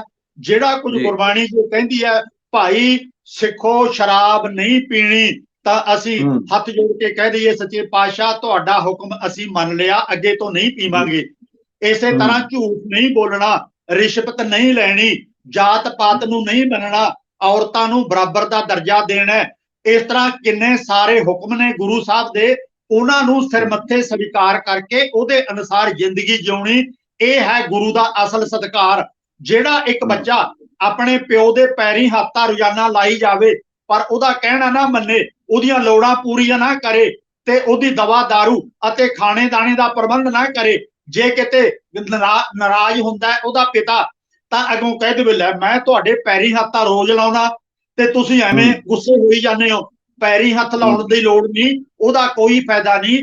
ਉਹ ਤਾਂ ਅਸਲ ਅਦਬਤਾ ਤਾਂ ਹੈ ਜੇ ਅਸੀਂ ਆਪਣੇ ਪਿਤਾ ਦਾ ਹੁਕਮ ਮੰਨਦੇ ਆ। ਇਸੇ ਤਰ੍ਹਾਂ ਗੁਰੂ ਗ੍ਰੰਥ ਸਾਹਿਬ ਦਾ ਹੁਕਮ ਮੰਨਣਾ। ਇੱਥੇ ਮੈਂ ਇਹ ਬੇਨਤੀ ਕਰ ਲਵਾਂ ਕਿ ਮੇਰੇ ਦਿਮਾਗ ਦੇ ਵਿੱਚ ਗੁਰੂ ਗ੍ਰੰਥ ਸਾਹਿਬ ਕਿੰਨਾ ਸਾਰਾ ਜ਼ਬਾਨੀ ਯਾਦ ਹੈ, ਮੇਰੇ ਦਿਮਾਗ 'ਚ ਪਿਆ। ਮੇਰੇ ਨਾਲੋਂ ਵੱਧ ਜ਼ਬਾਨੀ ਯਾਦ ਕਰਨ ਵਾਲੇ ਉਹ ਵੀ ਆਪਣੇ ਦਿਮਾਗ 'ਚ ਗੁਰੂ ਗ੍ਰੰਥ ਸਾਹਿਬ ਦੀਆਂ ਬਾਣੀਆਂ ਨੂੰ ਲਈ ਬੈਠੇ ਨੇ। ਕਈਆਂ ਨੂੰ ਤਾਂ ਜਿਹੜੇ ਯਾਦਾਸ਼ਤ ਜਿਨ੍ਹਾਂ ਦੀ ਚੰਗੀ ਹੈ, ਸਾਰਾ ਗੁਰੂ ਗ੍ਰੰਥ ਸਾਹਿਬ ਹੀ ਦਿਮਾਗ ਦੇ ਵਿੱਚ ਹੈ। ਪਰ ਯਾਦ ਰੱਖਿਓ, ਇਸੇ ਦਿਮਾਗ ਦੇ ਵਿੱਚ ਨਿੰਦਿਆ ਵੀ ਹੈ, ਚੁਗਲੀ ਵੀ ਹੈ, ਚੋਰੀ ਠੱਗੀ ਵੀ ਹੈ, ਝੂਠ ਫਰੇਬ ਵੀ ਹੈ, ਬਹੁਤ ਸਾਰੀਆਂ ਕਮੀਆਂ ਪੇਸ਼ੀਆਂ ਦੀ ਯਾਦ ਉਹ ਵੀ ਦਿਮਾਗ ਦੇ ਵਿੱਚ ਹੈ। ਜਿਹੜਾ ਕੁਝ ਆਲੇ ਦੁਆਲੇ ਕਰਦੇ ਆ ਵਰਤਦੇ ਆ ਉਹ ਵੀ ਦਿਮਾਗ ਦੇ ਵਿੱਚ ਹੈ। ਪਰ ਗੁਰਬਾਣੀ ਦੀ ਜਿਹੜੀ ਜ਼ਬਾਨੀ ਯਾਦ ਕਰਕੇ ਅਸੀਂ ਅੰਦਰ ਫੀਡ ਕੀਤੀ ਆ ਦਿਮਾਗ ਦੇ, ਉਹ ਵੀ ਵਿੱਚੇ ਪਈ ਆ, ਇੱਕੋ ਥਾਂ ਤੇ ਨੇ। ਜੇ ਬੇਅਦਬੀ ਏਦਾਂ ਗਿਣੋਗੇ ਫਿਰ ਤਾਂ ਦਿਮਾਗ ਦੇ ਵਿੱਚ ਜਿਹੜੀ ਬਾਣੀ ਪਈ ਹੈ ਨਾ, ਉਹ ਵੀ ਝੂਠ ਫਰੇਬ ਦੇ ਨਾਲ ਉਹ ਵੀ ਬੇਅਦਬੀ ਹੋ ਗਈ ਹੈ। ਤਾਂ ਜਦੋਂ ਸਾਡੇ ਲੀਡਰ ਧਰਮ ਦੇ ਨਾਂ ਤੇ ਕੁਰਾਹੇ ਪਏ ਨੇ, ਰਿਸ਼ਵਤਾਂ ਲੈਂਦੇ ਨੇ, ਪੰਜਾਬ ਨੂੰ ਲੁੱਟ ਕੇ ਖਾਂਦੇ ਨੇ, ਕਿੰਨੇ ਬੁਰੇ ਕੰਮ ਕਰਦੇ ਨੇ, ਉਦੋਂ ਉਹਨਾਂ ਨੂੰ ਬੇਅਦਬੀ ਨਜ਼ਰ ਨਹੀਂ ਆਉਂਦੀ। ਤੇ ਉਹ ਜਿਹੜੇ ਸਿੰਧੀ ਭਾਈ ਨੇ ਉਹਨਾਂ ਨੂੰ ਤਾਂ ਪਿਆਰ ਦੇ ਨਾਲ ਆਵੋ ਸੰਤ ਮਿਲੋ ਮੇਰੇ ਭਾਈ, ਦੁਬਦਾ ਦੂਰ ਕਰੋ ਲਿਵਲਾਈ, ਹਰ ਨਾਮੇ ਕੇ ਹੋਵੇ ਜੋੜੀ, ਗੁਰਮੁਖ ਬੈਸੋ ਸਫਾ ਵਿਛਾਏ। ਇਸ ਤਰ੍ਹਾਂ ਦੀ ਭਾਵਨਾ ਦੇ ਨਾਲ ਉਹਨਾਂ ਕੋਲੇ ਜਾ ਕੇ ਵਿਦਵਾਨਾਂ ਦੀਆਂ ਕਮੇਟੀਆਂ ਉਧਰ ਪ੍ਰਚਾਰ ਵਾਸਤੇ ਜਾਂਦੀਆਂ। ਜੇ ਕੋਈ ਕਮੀ ਪੇਸ਼ੀ ਆ ਪਿਆਰ ਦੇ ਨਾਲ ਉਹਨਾਂ ਨੂੰ ਸਮਝਾਉਂਦੀਆਂ। ਤੇ ਮੈਂ ਇਹ ਵੀ ਦੇਖਿਆ, ਤੇ ਮੈਂ ਝਾੜਖੰਡ ਦੇ ਵਿੱਚ ਗਿਆ, ਕਈ ਸਾਲ ਹੋ ਗਏ ਪ੍ਰਚਾਰ ਵਾਸਤੇ। ਉੱਥੇ ਗੁਰਦੁਆਰੇ ਦੇ ਗ੍ਰੰਥੀ ਤੇ ਕੀਰਤਨੀਏ ਉਹਨਾਂ ਨੇ ਆਪਣੇ ਕਮਰਿਆਂ ਦੇ ਵਿੱਚ, ਜਿਹੜੇ ਗੁਰਦੁਆਰੇ 'ਚ ਲੱਗੇ ਹੋਏ ਸੀ, ਆਪਣੇ ਕਮਰਿਆਂ 'ਚ ਹਨੂਮਾਨ ਦੀ, ਸ਼ਿਵ ਜੀ ਦੀ, ਗਣੇਸ਼ ਦੀ ਉਹ ਫੋਟੋਆਂ ਲਾਈਆਂ ਹੋਈਆਂ। ਮੈਂ ਉੱਥੇ ਕਈ ਦਿਨ ਰਿਹਾ, ਤੁਰ ਫਿਰ ਕੇ ਜਦੋਂ ਦੇਖਿਆ ਮੈਂ ਉਹਨਾਂ ਨੂੰ ਪੁੱਛਣ ਲੱਗ ਪਿਆ, ਮੈਂ ਕਿਹਾ ਤੁਸੀਂ ਆਪਣੇ ਕਮਰਿਆਂ ਦੇ ਵਿੱਚ ਇਹ ਮੂਰਤੀਆਂ ਵੀ ਲਾਈਆਂ ਨੇ ਦੇਵੀ ਦੇਵਤਿਆਂ ਦੀਆਂ, ਗੁਰਬਾਣੀ ਤਾਂ ਇਹਨਾਂ ਤੋਂ ਮਨਾ ਕਰਦੀ ਹੈ। ਕਹਿੰਦੇ ਜੀ ਅਸੀਂ ਤਾਂ ਰੋਟੀ ਵਾਸਤੇ ਇੱਧਰ ਲੱਗੇ ਹੋਏ ਆ, ਸਾਨੂੰ ਕੀ ਪਤਾ ਗੁਰਬਾਣੀ ਕੀ ਕਹਿੰਦੀ ਹੈ। ਇਥੋਂ ਕੋਈ ਤਨਖਾਹ ਮਿਲ ਜਾਂਦੀ ਹੈ। ਸਾਡਾ ਪੁਰਾਤਨ ਪਿਛੋਕੜ ਸੀ ਜਿਹੜਾ ਉਹ ਦੇਵੀ ਦੇਵਤਿਆਂ ਵਾਲਾ। ਅਸੀਂ ਹਨੂਮਾਨ ਜੀ ਜਾਂ ਸ਼ਿਵ ਜੀ ਜਾਂ ਗਣੇਸ਼ ਜੀ ਉਹਨਾਂ ਨੂੰ ਛੱਡ ਨਹੀਂ ਸਕੇ। ਉਹਨਾਂ ਦੀਆਂ ਮੂਰਤੀਆਂ ਨੂੰ ਮੱਥੇ ਵੀ ਟੇਕ ਲੈਂਦੇ ਆ, ਗੁਰੂ ਗ੍ਰੰਥ ਸਾਹਿਬ ਨੂੰ ਮੱਥੇ ਵੀ ਟੇਕ ਲੈਂਦੇ ਆ। ਜਦੋਂ ਸਾਨੂੰ ਸਮਝ ਆ ਗਈ ਉਦੋਂ ਅਸੀਂ ਇਹਨਾਂ ਨੂੰ ਛੱਡ ਦੇਵਾਂਗੇ। ਪਰ ਸਾਨੂੰ ਸਮਝਾਉਣ ਵਾਲਾ ਕੋਈ ਨਹੀਂ। ਇੱਥੇ ਪ੍ਰਬੰਧਕਾਂ ਨੇ ਸਾਨੂੰ ਨੌਕਰੀ ਤੇ ਤਾਂ ਰੱਖ ਲਿਆ। ਜਿਹੜੀਆਂ ਗੱਲਾਂ ਤੁਸੀਂ ਦੱਸਦੇ ਹੋ ਇਹਨਾਂ ਬਾਰੇ ਸਾਨੂੰ ਪਤਾ ਨਹੀਂ ਹੈ ਕਿ ਇਹ ਕਿਵੇਂ ਹੁੰਦੀਆਂ ਨੇ। ਤੇ ਗੁਰੂ ਪਿਆਰ ਵਾਲਿਓ, ਕਿੰਨੀਆਂ ਥਾਵਾਂ ਤੇ ਇਹੋ ਜਿਹਾ ਕੁਝ ਵਾਪਰ ਰਿਹਾ ਹੈ, ਉਹਨਾਂ ਨੂੰ ਹੌਲੀ ਹੌਲੀ ਇੱਧਰ ਮੋੜ ਕੇ ਲਿਆਉਣਾ ਬਹੁਤ ਜ਼ਰੂਰੀ ਹੈ। ਉਹਨਾਂ ਨੂੰ ਲੜਾਈ ਝਗੜੇ ਕਰਕੇ ਗੁਰੂ ਗ੍ਰੰਥ ਸਾਹਿਬ ਵਾਪਸ ਚੁੱਕ ਲੈਣਾ ਇਹ ਕੋਈ ਅਕਲਬੰਦੀ ਦੀ ਗੱਲ ਨਹੀਂ ਹੈ। ਇੱਕ ਪਾਸੇ ਤਾਂ ਕਹਿਣਾ ਅਸੀਂ ਸੰਸਾਰ ਦੇ ਵਿੱਚ ਗੁਰਬਾਣੀ ਨੂੰ ਫੈਲਾਵਾਂਗੇ, ਇਹ ਸੰਸਾਰ ਦਾ ਧਰਮ ਹੈ ਸਾਰੇ ਦਾ। ਇਹ ਤਾਂ ਨਾਸਾ ਦੇ ਵਿੱਚ ਗੁਰੂ ਗ੍ਰੰਥ ਸਾਹਿਬ ਪ੍ਰਕਾਸ਼ ਹੋਇਆ ਉਹਨਾਂ ਦੇ ਦਫ਼ਤਰਾਂ 'ਚ, ਤੇ ਰੂਸ ਦੀ ਸਭ ਤੋਂ ਉੱਚੀ ਲਾਇਬ੍ਰੇਰੀ 'ਚ ਮਸਕੀਨ ਕਹਿੰਦਾ ਰਿਹਾ ਇਹ ਗੱਲਾਂ, ਉੱਥੇ ਗੁਰੂ ਗ੍ਰੰਥ ਸਾਹਿਬ ਹੈ। ਤੇ ਆਪਣੇ ਨੇੜੇ ਦੇ ਭੈਣਾਂ ਭਾਈਆਂ ਕੋਲੇ ਗੁਰੂ ਗ੍ਰੰਥ ਸਾਹਿਬ ਤੁਸੀਂ ਰਹਿਣ ਨਹੀਂ ਦੇ ਰਹੇ ਤੇ ਡੀਂਗਾ ਉੱਥੇ ਦੀਆਂ ਮਾਰਦੇ ਹੋ। ਇਹਨੂੰ ਘਰ ਘਰ ਪਹੁੰਚਾਉਣ ਵਾਸਤੇ ਸਹਿਨਸ਼ੀਲਤਾ ਅਤੇ ਅਕਲ ਦੀ ਲੋੜ ਹੈ, ਉਹਦੀ ਵਰਤੋਂ ਕਰੋ। ਸ਼੍ਰੋਮਣੀ ਕਮੇਟੀ ਨੂੰ ਇਸ ਪਾਸੇ ਧਿਆਨ ਦੇਣ ਦੀ ਲੋੜ ਹੈ, ਨਹੀਂ ਤਾਂ ਪਹਿਲੇ ਹੀ ਬਹੁਤ ਨੁਕਸਾਨ ਹੋ ਚੁੱਕਿਆ ਤੇ ਹੋਰ ਨੁਕਸਾਨ ਹੋ ਜਾਣਾ। ਪ੍ਰੋਫੈਸਰ ਸਾਹਿਬ, ਤੁਹਾਡੀ ਗੱਲਬਾਤ 'ਚ ਇੱਕ ਹੋਰ ਵੱਡਾ ਸਵਾਲ ਆਉਂਦਾ, ਜਿਵੇਂ ਤੁਸੀਂ ਗੱਲ ਕਹੀ ਹੈ ਕਿ ਗੁਰਬਾਣੀ ਮਨਾ ਕਰਦੀ ਹੈ ਦੇਵੀ ਦੇਵਤਿਆਂ ਦੀਆਂ ਤਸਵੀਰਾਂ ਤੋਂ, ਤਾਂ ਕੀ ਗੁਰਬਾਣੀ ਜਿਹੜੀ ਆ ਉਹ ਹਰ ਤਰ੍ਹਾਂ ਦੀਆਂ ਤਸਵੀਰਾਂ? ਤਾਂ ਪਹਿਲੀ ਗੱਲ ਉਹਦਾ ਹਵਾਲਾ ਜ਼ਰੂਰ ਦੱਸੋ ਸਾਡੇ ਦਰਸ਼ਕਾਂ ਨੂੰ ਕਿ ਕਿੱਥੇ ਗੁਰਬਾਣੀ ਦੇ ਕਿਹੜੇ ਕਿਹੜੇ ਹਿੱਸਿਆਂ ਦੇ ਵਿੱਚ ਇਹ ਮਨਾ ਕੀਤਾ ਗਿਆ ਕਿ ਤੁਸੀਂ ਜਿਹੜੀ ਆ ਤਸਵੀਰ ਵੀ ਜਾਂ ਮੂਰਤੀ ਜਿਹੜੀ ਆ ਉਹ ਨਹੀਂ ਲਾਉਣੀ, ਕਿਸੇ ਦੀ ਵੀ ਨਹੀਂ ਲਾਉਣੀ, ਜਾਂ ਕੁਝ ਖਾਸ ਚੋਣਵੇਂ ਦੇਵੀ ਦੇਵਤਿਆਂ ਦੀ ਨਹੀਂ ਲਾਉਣੀ। ਜੇ ਇਹ ਸਵਾਲ ਹੈਗਾ ਤੇ ਫਿਰ ਜਿਹੜੀਆਂ ਸਾਡੀਆਂ ਸੋਭਾ ਸਿੰਘ ਦੀਆਂ ਬਣੀਆਂ ਹੋਈਆਂ ਤਸਵੀਰਾਂ ਫੋਟੋਆਂ ਸਾਡੇ ਹਰ ਗੁਰਦੁਆਰਾ ਸਾਹਿਬਾਨ 'ਚ ਲੱਗੀਆਂ ਨੇ, ਸਾਡੇ ਘਰਾਂ 'ਚ ਪਈਆਂ ਨੇ, ਉਹਨਾਂ ਬਾਰੇ ਤੁਹਾਡਾ ਕੀ ਕਹਿਣਾ, ਉਹਨਾਂ ਬਾਰੇ ਕੀ ਸਟੇਟਸ ਹੈ? ਫਿਰ ਆਪਾਂ ਅਗਲੀ ਗੱਲ ਤੇ ਚੱਲਦੇ ਹਾਂ। ਇੱਥੇ ਤਾਂ ਜੀ ਸਾਡੇ ਜਿਹੜੀਆਂ ਫੋਟੋਆਂ ਨੇ ਬਿਲਕੁਲ ਨਕਲੀ ਨੇ। ਇੱਕ ਹੈ ਪਾਥਰ ਕੀਜੈ ਭਾਉ, ਦੂਜਾ ਪਾਥਰ ਧਰੀਐ ਪਾਉ, ਜੇ ਕੋ ਦੇਵ ਤਾਂ ਉਹ ਵੀ ਦੇਵਾ, ਕਹਿ ਨਾਮ ਦੇਵ ਹਮ ਹਰ ਕੀ ਸੇਵਾ। ਇੱਕ ਪੱਥਰ ਦੇ ਉੱਤੇ ਤੁਸੀਂ ਪੈਰ ਰੱਖਦੇ ਹੋ, ਇੱਕ ਪੱਥਰ ਦੀ ਮੂਰਤੀ ਬਣਾ ਕੇ ਅੰਦਰ ਪੂਜਣ ਵਾਸਤੇ ਰੱਖ ਦਿੱਤੀ। ਜੇ ਅੰਦਰ ਵਾਲੀ ਮੂਰਤੀ ਜਿਹੜੀ ਦੇਵਤਾ ਹੈ, ਰੱਬ ਹੈ, ਤਾਂ ਜਿਹੜਾ ਪੈਰਾਂ 'ਚ ਪੱਥਰ ਪਿਆ ਉਹ ਰੱਬ ਕਿਉਂ ਨਹੀਂ ਹੈ? ਇਹ ਦਲੀਲਾਂ ਗੁਰਬਾਣੀ 'ਚ ਬੇਅੰਤ ਦਿੱਤੀਆਂ ਹੋਈਆਂ ਨੇ। ਪਾਤੀ ਤੋੜੈ ਮਾਲਣੀ, ਪਾਤੀ ਪਾਤੀ ਜੀਓ, ਜਿਸ ਪਾਹਨ ਕੋ ਪਾਤੀ ਤੋੜੈ ਸੋ ਪਾਹਨ ਨਿਰਜੀਓ। ਤੁਸੀਂ ਨਿਰਜਿੰਦ ਪੱਥਰ ਦੀ ਪੂਜਾ ਵਾਸਤੇ ਜੀਵਨ ਵਾਲੇ ਜਿਉਂਦੇ ਜਾਗਦੇ ਫੁੱਲਾਂ ਨੂੰ, ਪੱਤਿਆਂ ਨੂੰ ਤੋੜਦੇ ਹੋ। ਤੇ ਕਬੀਰ ਜੀ ਕਹਿੰਦੇ ਨੇ ਇਹ ਫੁੱਲਾਂ ਦੇ ਵਿੱਚ ਵੀ ਜਿੰਦ ਜਾਨ ਹੈ। ਪਰ ਸਾਡੇ ਤਾਂ ਦਰਬਾਰ ਸਾਹਿਬ ਦੇ ਵਿੱਚ ਵੀ ਮਣਾ ਮੂਹੀ ਫੁੱਲ ਰੋਜ਼ਾਨਾ ਉੱਥੇ ਪੈਰਾਂ 'ਚ ਰੁਲਦੇ ਨੇ। ਪਹਿਲਾਂ ਗੁਰੂ ਗ੍ਰੰਥ ਸਾਹਿਬ ਦੇ ਉੱਤੇ ਸੁੱਟੇ ਜਾਂਦੇ ਨੇ, ਫਿਰ ਉਹ ਪੈਰਾਂ 'ਚ ਆ ਜਾਂਦੇ ਨੇ। ਤੇ ਕਿੰਨਾ ਰੁਪਈਆ, ਕਰੋੜਾਂ ਰੁਪਈਆ ਉਹ ਮਹੀਨੇ ਦਾ ਫੁੱਲਾਂ ਤੇ ਰੋੜ ਦਿੱਤਾ ਜਾਂਦਾ ਹੈ ਤੇ ਫੁੱਲਾਂ ਦੀ ਖੇਤਾਂ ਦੇ ਵਿੱਚ ਫੈਲੀ ਸੁੰਦਰਤਾ ਉਹ ਬਰਬਾਦ ਕੀਤੀ ਜਾਂਦੀ ਹੈ। ਅੰਦਰ ਲਿਆ ਕੇ ਗੁਰੂ ਗ੍ਰੰਥ ਸਾਹਿਬ ਦੇ ਉੱਤੇ ਫੁੱਲ ਸੁੱਟੇ ਜਾਂਦੇ ਨੇ, ਜਦੋਂ ਕਿ ਗੁਰਬਾਣੀ ਇਹਨਾਂ ਸਾਹਿਬ ਵਿੱਚ ਗੱਲ ਆਉਂਦੀ ਹੈ ਕਿ ਵੱਖਰੀ ਕੌਮ ਫਿਰ ਕਿਵੇਂ ਆ, ਫਿਰ ਅਸੀਂ ਉਹ ਦਾਵਾ ਕਿਵੇਂ ਕਰ ਰਹੇ ਹਾਂ ਜਦ ਉਹੀ ਚੀਜ਼ਾਂ ਉਹੀ ਸਭ ਕੁਝ ਅਸੀਂ ਕਰ ਰਹੇ ਹਾਂ, ਲੇਕਿਨ ਗੁਰਬਾਣੀ ਦੇ ਸਾਰ ਨੂੰ ਨਹੀਂ ਸਮਝ ਪਾ ਰਹੇ ਕਿ ਅਗਰ ਉਹਨਾਂ ਨੇ ਪੱਥਰ ਦੀ ਵੀ ਗੱਲ ਕੀਤੀ ਹੈ ਕਿ ਇੱਕ ਤੇ ਪੈਰ ਰੱਖਦੇ ਆ ਜਾਂ ਤੁਸੀਂ ਉਸੇ ਪੱਥਰ ਦੀ ਘੜੀ ਹੋਈ ਘਾੜਤ ਹੈ, ਮਨੁੱਖ ਦੀ ਘੜੀ ਹੋਈ ਘਾੜਤ ਜਿਹੜੀ ਹੈ, ਤੇ ਅਸੀਂ ਫਿਰ ਮਨੁੱਖ ਦੀ ਜਿਹੜੀ ਘੜੀ ਹੋਈ ਘਾੜਤ ਆ ਤੇ ਸਵਾਲ ਸਾਡੇ ਗੁਰੂ ਗ੍ਰੰਥ ਸਾਹਿਬ ਤੇ ਹੀ ਉੱਠਣੇ ਆ ਕਿ ਇਹ ਵੀ ਮਨੁੱਖ ਦੀ ਇੱਕ ਸਿਰਜਣਾ ਕੀਤੀ ਹੋਈ ਹੈ, ਉਹਦੇ ਬਾਣੀ ਨੂੰ ਅਰਥ ਸਮਝਣਾ ਜਿਹਦੇ ਉੱਤੇ ਅਸੀਂ ਵਿਚਾਰ ਕਰ ਰਹੇ ਹਾਂ। ਕੀ ਇਸੇ ਤਰ੍ਹਾਂ ਦੀ ਕੋਈ ਜਿਹੜੀ ਭਾਵਨਾ ਭਗਤ ਸਾਹਿਬਾਨ ਦੀ ਪੱਥਰ ਦੀ ਜਿਹੜੀ ਮੂਰਤੀ ਆ ਉਹਦੇ ਬਾਰੇ ਨਹੀਂ ਹੋ ਸਕਦੀ ਕਿ ਤੁਸੀਂ ਭਾਈ ਇਹਦੀ ਪੂਜਾ ਕਰਨ ਤੋਂ ਉੱਪਰ ਉੱਠ ਕੇ ਸਵੈ ਦੇ ਅੰਦਰੋਂ ਖੋਜੋ, ਜਿਹ ਚ ਕਿਹਾ ਕਿ ਜੋ ਬ੍ਰਾਹਮੰਡੇ ਸੋਈ ਪਿੰਡੇ ਜੋ ਖੋਜੇ ਸੋ ਪਾਵੇ। ਤੋਂ ਜਿਹੜੀ ਦਿਸ਼ਾ ਵੱਲ ਨੂੰ ਵਧਣ ਦੇ ਕਰਕੇ ਉਸ ਚੀਜ਼ ਨੂੰ ਕਿਹਾ ਗਿਆ ਕਿ ਹਾਂ ਇਸ ਚੀਜ਼ ਤੋਂ ਉੱਪਰ ਉੱਠੋ। ਤੇ ਕੀ ਅੱਜ ਗੁਰੂ ਗ੍ਰੰਥ ਸਾਹਿਬ ਦੇ ਮਾਮਲੇ ਉੱਤੇ ਔਰ ਸਿੱਖ ਪੰਥ ਜੋ ਇਸ ਵਕਤ ਮੌਜੂਦਾ ਹਾਲਾਤ ਚੱਲ ਰਹੇ ਨੇ ਉਹਦੇ ਵਿੱਚ ਤੁਹਾਡਾ ਕੀ ਕਹਿਣਾ? ਹਾਂਜੀ, ਜੋ ਪਾਥਰ ਕੋ ਕਹਤੇ ਦੇਵ ਤਾਂ ਕਿ ਬਿਰਥਾ ਹੋਵੇ ਸੇਬ, ਇਹੋ ਜਿਹੀਆਂ ਪੰਕਤੀਆਂ ਲੈਣਾ ਲੱਗੀਆਂ ਪਈਆਂ ਨੇ ਗੁਰੂ ਗ੍ਰੰਥ ਸਾਹਿਬ ਦੇ ਵਿੱਚ, ਜਿਹੜਾ ਇਹ ਕਹਿੰਦਾ ਸੋ ਮੁਖ ਜਲੋ ਜਿਤ ਕਹੈ ਠਾਕੁਰ ਜੋਨੀ। ਅਸੀਂ ਤਾਂ ਜਿਹੜੇ ਆਖੇ ਜਾਂਦੇ ਸਾਧ ਸੰਤ ਨੇ ਉਹ ਵੀ ਭਗਵਾਨ ਦਾ ਰੂਪ ਬਣ ਕੇ, ਗੁਰੂ ਦਾ ਅਵਤਾਰ ਬਣ ਕੇ ਆਪਣੇ ਆਪਣੇ ਡੇਰਿਆਂ ਦੇ ਵਿੱਚ ਉੱਚੀਆਂ ਥਾਵਾਂ ਤੇ ਬੈਠ ਕੇ ਪੈਰੀ ਹੱਥ ਲਗਵਾ ਰਹੇ ਨੇ, ਲੋਕਾਂ ਨੂੰ ਮੁੰਡੇ ਦੇ ਰਹੇ ਨੇ ਤੇ ਉਹਨਾਂ ਦੀਆਂ ਮਨੋਕਾਮਨਾਵਾਂ ਪੂਰੀਆਂ ਕਰਨ ਦਾ ਨਾਟਕ ਕਰ ਰਹੇ ਨੇ। ਇਹ ਕਿਸੇ ਨੂੰ ਨਜ਼ਰ ਨਹੀਂ ਆਉਂਦਾ ਤੇ ਸਾਧਾਂ ਦੀਆਂ ਮੂਰਤੀਆਂ ਫੋਟੋਆਂ ਆਮ ਪੂਜੀਆਂ ਜਾਂਦੀਆਂ ਨੇ ਗੁਰਦੁਆਰਿਆਂ ਦੇ ਵਿੱਚ, ਤੇ ਸਾਡੇ ਗੁਰਦੁਆਰਿਆਂ ਦਰਬਾਰ ਸਾਹਿਬ ਦੇ ਵਿੱਚ ਉੱਥੇ ਜਿਹੜੀ ਆ ਤਾਂ ਹੈਗੀ ਉਹ ਹੈਗੀ ਫੁੱਲਾਂ ਵਾਲੀ ਗੱਲ, ਤਾਂ ਅੱਗੇ ਜਾ ਕੇ ਧਿਆਨ ਮਾਰੋ ਜੋਤਾਂ ਲੱਗਦੀਆਂ ਨੇ ਸਾਰੇ ਗੁਰਦੁਆਰਿਆਂ 'ਚ, ਜਦੋਂ ਕਿ ਗੁਰੂ ਸਾਹਿਬ ਨੇ ਜੋਤਾਂ ਤੋਂ ਮਨਾਹੀ ਕੀਤੀ ਹੈ।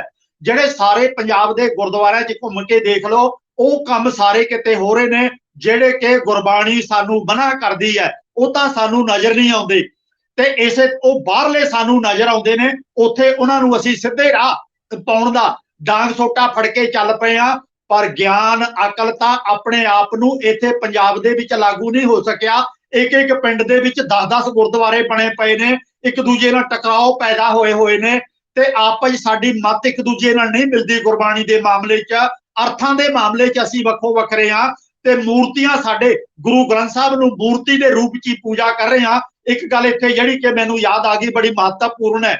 ਸਰਦਾਰ ਕੁਲਬੀਰ ਸਿੰਘ ਚੌੜਾ ਨੇ ਕਾਫੀ ਪਹਿਲਾਂ ਰਾਜਨੀਤੀ ਦਲਦਲ ਦੇ ਵਿੱਚ ਧਸਿਆ ਹੋਇਆ ਅਕਾਲ ਤਖਤ, ਉਹਨਾਂ ਨੇ ਕਿਤਾਬ ਲਿਖੀ ਸੀ, ਉਹਨੇ ਬਕਾਇਦਾ ਫੋਟੋਆਂ ਦਿੱਤੀਆਂ ਸੀ ਕਿ ਆਹ ਦੇਖੋ ਆ ਜਿਹੜੇ ਗੁਰੂ ਗ੍ਰੰਥ ਸਾਹਿਬ ਦੀਆਂ ਬੀੜਾਂ ਨੂੰ ਛਾਪਦੇ ਨੇ ਪ੍ਰਿੰਟਰ ਤੇ ਛਾਪਣ ਵਾਲੇ ਪਬਲਿਸ਼ਰ, ਇਹਨਾਂ ਨੇ ਜਿਹੜੇ ਵਾਧੂ ਕਾਗਜ਼ ਗੁਰੂ ਗ੍ਰੰਥ ਸਾਹਿਬ ਦੇ ਉਹ ਮਸ਼ੀਨਾਂ ਨਾਲ ਕੱਟ ਕੇ ਸੈੱਟ ਕਰਕੇ, ਕੁਝ ਪੰਨੇ ਠੀਕ ਨਹੀਂ ਛਪੇ ਉਹ ਕੱਟ ਵੱਢ ਕਰਕੇ ਬਾਹਰ ਕੂੜੇ ਦੇ ਢੇਰ ਤੇ ਸਿੱਟੇ ਪਏ ਸੀ। ਕੁਲਬੀਰ ਸਿੰਘ ਕੌੜਾ ਨੇ ਫੋਟੋਆਂ ਖਿੱਚ ਕੇ ਉੱਥੋਂ ਕੂੜੇ ਦੇ ਢੇਰ ਦੇ ਵਿੱਚੋਂ, ਅਤੇ ਉੱਥੇ ਕੁੱਤੇ ਵੀ ਮਲਮੂਤਰ ਕਰ ਰਹੇ ਨੇ ਤੇ ਆਵਾਜਾਈ ਬਹੁਤ ਹੈ, ਹੋਰ ਕੂੜਾ ਉੱਥੇ ਸੁੱਟ ਰਹੇ ਨੇ। ਜਦੋਂ ਉਹਨੇ ਆਪਣੀ ਕਿਤਾਬ ਦੇ ਵਿੱਚ ਸਾਰਾ ਮੈਟਰ ਪਾ ਦਿੱਤਾ, ਸਾਰੇ ਜਥੇਦਾਰਾਂ ਦੇ ਪਸੀਨੇ ਛੁੱਟ ਗਏ, ਪਬਲਿਸ਼ਰ ਨੂੰ ਉਹਦੇ ਪਸੀਨੇ ਛੁੱਟ ਗਏ ਤੇ ਜਥੇਦਾਰ ਭਾਈ ਰਣਜੀਤ ਸਿੰਘ ਸੀ ਉਹਨਾਂ ਦਿਨਾਂ 'ਚ, ਉਹਨੇ ਸਿਰਫ ਉਹਨਾਂ ਅਖੌਤੀ ਪਬਲਿਸ਼ਰਾਂ ਨੂੰ ਥੋੜੀ ਜੀ ਤਨਖਾਹ ਲਾ ਕੇ ਫਿਰ ਮਾਫ ਕਰ ਦਿੱਤਾ ਤੇ ਫਿਰ ਉਸ ਤੋਂ ਬਾਅਦ ਕੌੜਾ ਜੀ ਦੀ ਉਹ ਕਿਤਾਬ ਦੁਬਾਰਾ ਛਾਪਣ ਨਹੀਂ ਦਿੱਤੀ ਗਈ। ਉਹ ਕਿਵੇਂ ਕਿਵੇਂ ਸਾਜ਼ਿਸ਼ਾਂ ਹੋਈਆਂ, ਮੈਂ ਆਪ ਕੌੜਾ ਜੀ ਨੂੰ ਮਿਲ ਕੇ ਗੱਲਾਂ ਕੀਤੀਆਂ ਨੇ। ਕਹਿੰਦਾ ਭਰਾਵਾ ਹੋਰ ਕੁਝ ਨਾ ਪੁੱਛ, ਇੱਥੇ ਗੁੰਡਿਆਂ ਦਾ ਗਰੋਹ ਮੈਨੂੰ ਮਾਰਨ ਨੂੰ ਫਿਰਦਾ, ਮੈਂ ਦੁਬਾਰਾ ਇਹ ਕਿਤਾਬ ਨਹੀਂ ਛਪਵਾ ਸਕਦਾ, ਇੱਕੋ ਵਾਰੀ ਛਪ ਗਈ ਉਹੀ ਬਹੁਤ ਹੈ। ਗੁਰੂ ਗ੍ਰੰਥ ਸਾਹਿਬ ਨੂੰ ਕੂੜੇ ਦੇ ਢੇਰਾਂ 'ਚ ਛੱਡਿਆ ਹੋਇਆ ਅੰਮ੍ਰਿਤਸਰ ਦੇ ਵਿੱਚ ਦਰਬਾਰ ਸਾਹਿਬ ਦੇ ਸਾਹਮਣੇ, ਉਹ ਵੀ ਇਹਨਾਂ ਨੂੰ ਨਜ਼ਰ ਨਹੀਂ ਆਇਆ। ਉਹ ਇੰਦੌਰ ਦੇ ਵਿੱਚ ਇਹਨਾਂ ਨੂੰ ਬੇਅਦਬੀ ਹੁੰਦੀ ਬਹੁਤ ਨਜ਼ਰ ਆ ਜਾਂਦੀ ਹੈ। ਇਸੇ ਤਰ੍ਹਾਂ ਹੋਰ ਬਹੁਤ ਕੁਝ ਪੰਜਾਬ ਦੇ ਵਿੱਚ ਆਲੇ ਦੁਆਲੇ ਹੋ ਰਿਹਾ, ਗੁਰਦੁਆਰਿਆਂ 'ਚ ਹੋ ਰਿਹਾ, ਉਹ ਇਹਨਾਂ ਨੂੰ ਨਜ਼ਰ ਨਹੀਂ ਆਉਂਦਾ। ਪ੍ਰੋਫੈਸਰ ਸਾਹਿਬ, ਇੱਕ ਅਹਿਮ ਸਵਾਲ ਕਰਾਂਗੇ ਆਖਰੀ ਜਾਂਦਾ ਜਾਂਦਾ, ਧਿਆਨ 'ਚ ਗੱਲ ਆ ਰਹੀ ਹੈ। ਜਿਵੇਂ ਤੁਸੀਂ ਗੱਲ ਕੀਤੀ ਹੈ ਕਿ ਗੁਰਬਾਣੀ ਦੇ ਵਿੱਚ ਭਗਤ ਸਾਹਿਬਾਨ ਦੀ ਲਿਖੀ ਹੋਈ ਬਾਣੀ ਹੈ ਜਿਹੜੀ ਗੁਰੂ ਗ੍ਰੰਥ ਸਾਹਿਬ ਸ਼ਾਮਲ ਕੀਤੀ, ਜਿਹਦੇ 'ਚ ਪੱਥਰਾਂ ਬਾਰੇ ਜਾਂ ਪੂਜਾ ਦੇ ਜਾਂ ਹੋਰ ਗੱਲਾਂ ਕੀਤੀਆਂ ਨੇ। ਗੁਰਬਾਣੀ ਦੇ ਹੋਰ ਭਾਗਾਂ ਦੇ ਵਿੱਚ ਵੀ ਇਸ ਤਰ੍ਹਾਂ ਦੀ ਗੱਲਾਂ ਜਿਹੜੀਆਂ ਹੋ ਸਕਦੀਆਂ ਨੇ, ਪਰ ਗੁਰੂ ਨਾਨਕ ਸਾਹਿਬ ਦੀ ਗੱਲ ਕਰਦੇ ਆ। ਗੁਰੂ ਨਾਨਕ ਦੇਵ ਜੀ ਮਹਾਰਾਜ ਗਏ ਨੇ, ਉਹ ਹਿੰਦੂ ਅਸਥਾਨਾਂ ਤੇ ਵੀ ਗਏ ਨੇ, ਉੱਥੇ ਵੀ ਮੂਰਤੀਆਂ ਲੱਗੀਆਂ ਹੋਈਆਂ ਸੀ, ਤਸਵੀਰਾਂ ਲੱਗੀਆਂ ਹੋਈਆਂ ਸੀ, ਹਰ ਚੀਜ਼। ਔਰ ਇਸਲਾਮਿਕ ਸਥਾਨਾਂ ਤੇ ਵੀ ਗਏ ਨੇ, ਉੱਥੇ ਵੀ ਉਹਨਾਂ ਦੀਆਂ ਆਪਣੀਆਂ ਤਰੀਕੇ ਦੀਆਂ ਮਾਨਤਾਵਾਂ ਸੀ। ਕੀ ਗੁਰੂ ਨਾਨਕ ਦੇਵ ਮਹਾਰਾਜ ਦਾ ਜਿਹੜਾ ਕੰਮ ਕਰਨ ਦਾ ਤਰੀਕਾ ਸੀ। ਗੁਰੂ ਨਾਨਕ ਦੇਵ ਜੀ ਮਹਾਰਾਜ ਨੇ ਕਿਸੇ ਥਾਂ ਤੇ ਜਾ ਕੇ ਇਹ ਗੱਲ ਆਖੀ ਹੈ ਕਿ ਇਸ ਥਾਂ ਦੇ ਉੱਤੇ ਆ ਤਸਵੀਰਾਂ ਲੱਗੀਆਂ ਹੋਈਆਂ ਨੇ, ਮੈਂ ਇੱਥੇ ਨਹੀਂ ਆਉਣਾ, ਜਾਂ ਇਸ ਥਾਂ ਦੇ ਉੱਤੇ ਆ ਮਰਜ਼ਾਦਾ ਨਹੀਂ ਹੈ, ਮੈਂ ਇੱਥੇ ਨਹੀਂ ਆਉਣਾ। ਗੁਰੂ ਨਾਨਕ ਸਾਹਿਬ ਨੂੰ ਅਗਰ ਇਹਦੇ ਨਾਲ ਫਰਕ ਨਹੀਂ ਪੈਂਦਾ ਤੇ ਸਾਨੂੰ ਗੁਰੂ ਗ੍ਰੰਥ ਸਾਹਿਬ ਦੀ ਜਿਹੜੀ ਬਾਣੀ ਆ ਉਹਨੂੰ ਕਿਵੇਂ ਫਰਕ ਪੈ ਜਾਏਗਾ ਕਿ ਉਸ ਬੰਦਾ ਜਿਹੜਾ ਹੋਰ ਕਿਸੇ ਵਿਰਾਸਤ ਨਾਲ ਜੁੜਿਆ ਹੋਇਆ ਕੀ ਉਹ ਰੋਸ਼ਨੀ ਲੈਣ ਤੋਂ ਉਹਨੂੰ ਵਾਂਝਾ ਕਿਵੇਂ ਕੀਤਾ ਜਾ ਸਕਦਾ। ਇਹ ਬੜਾ ਅਹਿਮ ਸਾਨੂੰ ਜਾਣਕਾਰੀ ਚਾਹੀਦੀ ਹੈ ਕਿ ਗੁਰੂ ਨਾਨਕ ਦੇਵ ਮਹਾਰਾਜ ਜਾਂ ਗੁਰੂ 9ਵੇਂ ਪਾਤਸ਼ਾਹ ਤੱਕ ਵੀ 10ਵੇਂ ਪਾਤਸ਼ਾਹ ਤੱਕ ਵੀ ਕੀ ਗੁਰੂ ਇਤਿਹਾਸ ਵਿੱਚ ਇਦਾਂ ਦੀ ਕਿਤੇ ਗੱਲ ਆਈ ਹੈ ਜਿਹੜੇ ਕਿਸੇ ਗੁਰੂ ਸਾਹਿਬਾਨ ਨੇ ਕੀਤੀ ਹੈ ਕਿ ਫਲਾਨੀ ਥਾਂ ਦੇ ਉੱਤੇ ਤਾਂ ਆ ਜਿਹੜੀ ਮਰਜ਼ਾਦਾ ਚੱਲ ਰਹੀ ਹੈ, ਆ ਚੀਜ਼ ਚੱਲ ਰਹੀ, ਮੈਂ ਉੱਥੇ ਨਹੀਂ ਜਾਣਾ। ਇੱਥੇ ਜੀ ਧਿਆਨ ਦੇਣ ਦੀ ਲੋੜ ਹੈ, ਜਿਨ੍ਹਾਂ ਲੋਕਾਂ ਕੋਲੇ ਅਕਲ ਹੈ ਉਹਨਾਂ ਨੇ ਵਿਦੇਸ਼ਾਂ ਚੋਂ ਆ ਕੇ, ਈਸਾਈਆਂ ਦੀ ਗੱਲ ਕਰ ਰਿਹਾ ਮੈਂ, ਵਿਦੇਸ਼ਾਂ ਚੋਂ ਆ ਕੇ ਭਾਰਤ ਦੇ ਵਿੱਚ ਮਿਜ਼ੋਰਮ, ਤ੍ਰਿਪੁਰਾ, ਨਾਗਾਲੈਂਡ ਅਤੇ ਹੁਣ ਤਾਂ ਕੁਝ ਰੌਲਾ ਰੱਪਾ ਪੰਜਾਬ ਦਾ ਵੀ ਪਾ ਰਹੇ ਨੇ ਕਿ ਉਹਨਾਂ ਨੇ ਇੱਥੇ ਵੀ ਆਪਣਾ ਈਸਾਈ ਧਰਮ ਫੈਲਾ ਲਿਆ, ਬਗਾਨੇ ਲੋਕਾਂ 'ਚ ਜਾ ਕੇ ਅਨੇਕ ਖਤਰੇ ਸਿਰ ਤੇ ਲੈ ਕੇ। ਸਾਡੇ ਵਾਲੇ ਭਰਾ ਆਪਣੇ ਹੀ ਘਰ ਦੇ ਵਿੱਚ ਵਧੀਆ ਪ੍ਰਚਾਰ ਕਰਨ ਨੂੰ ਤਿਆਰ ਨਹੀਂ ਹੈਗੇ, ਇਹਨਾਂ ਨੂੰ ਕਰਨਾ ਨਹੀਂ ਆਉਂਦਾ। ਗੁਰੂ ਨਾਨਕ ਸਾਹਿਬ ਨੇ ਇਸੇ ਤਰ੍ਹਾਂ ਹਰਿਦੁਆਰ, ਕਾਂਸ਼ੀ, ਮਥੁਰਾ, ਬਿੰਦਰਾਬਨ ਅਤੇ ਮੱਕਾ ਮਦੀਨਾ ਤੱਕ, ਲੰਕਾ ਤੱਕ ਇੰਨੀਆਂ ਲੰਬੀਆਂ ਯਾਤਰਾਵਾਂ ਕੀਤੀਆਂ, ਉਧਰ ਬਿਹਾਰ, ਬੰਗਾਲ ਤੱਕ, ਢਾਕੇ ਤੱਕ।